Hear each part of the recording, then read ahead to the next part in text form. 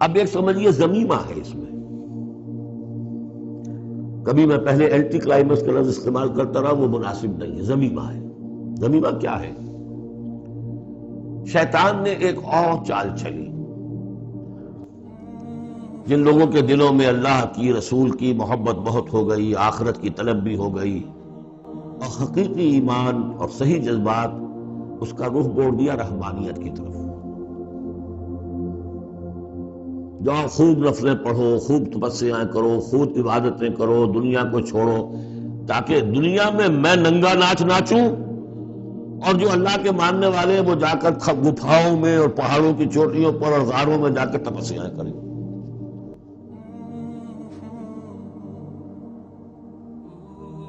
اس کی نفی ہو رہی ہے. یہ راستہ نہیں ہے دین کا.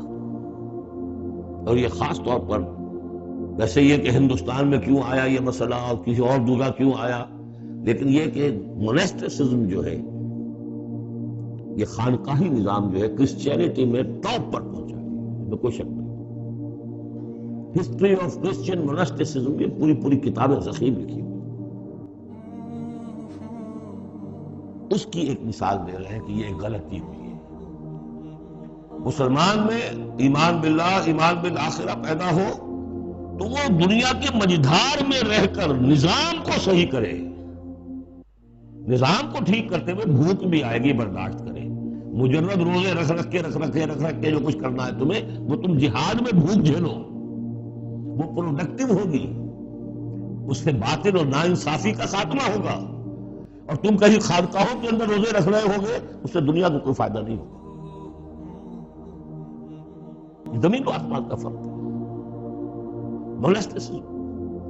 یہی وجہ ہے کہ اسلام میں بھی جب بادشاہت آ گئی، ملوکیت کا جب آ گیا تو راستہ مڑ گیا. باقی اب جاؤ، چلے کھینچو، خانقاہیں آباد کرو، راج کرے گا خالصہ. سلاطین ہوں گے، امراء ہوں گے، راج وہ کرے گا. ہاں تمہاری خانقاہ کو ہم اتنے گاؤں دے دیتے ہیں، اس کی آمدنی تمہاری خانقاہ پر صرف ہوگی، جو تمہارے مرید وغیرہ ہیں اور وہاں لنگر چلتا رہے، اس کے لیے کھانا ہو جائے. لیکن یہ حکومت کے معاملات جو ہیں، ان کے بارے میں بات نہ کرنا. یہ ہے وہ راستہ، ٹیڑھا راستہ، جو معروف، جو ہم جانتے ہیں، جن کو رسولوں کا معاملہ، تو ان میں حضرت عیسیٰ کے پیروکاروں کے اندر یہ غلطی پیدا ہوئی.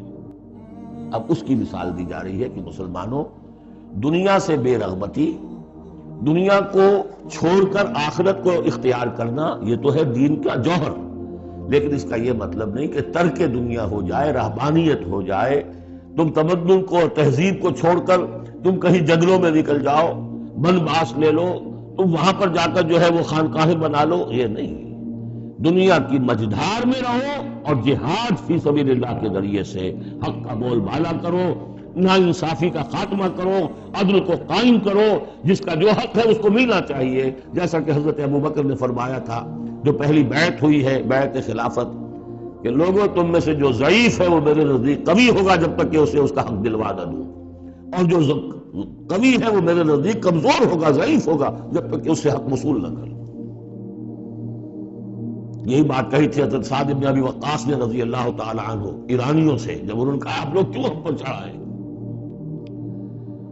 فرمایا انا قد ارسلنا، ہم بھیجے گئے ہیں. اللہ نے بھیجا محمد کو، محمد نے بھیجا ہمیں. مشن کیا ہے؟ لنخرج الناس من ظلمات الجہالت الی نور الایمان، کہ لوگوں کو نکالے ہم جہالت اور جاہلیت کی تاریکیوں سے ایمان کی روشنی کی طرف. وَمِن جَوْرِ الْمُلُوكِ إِلَىٰ عَدْلِ الْإِسْلَامِ، بادشاہوں کے ظلم و ستم کے پنجوں سے نجات دلا کر اسلام کے عادلانہ نظام سے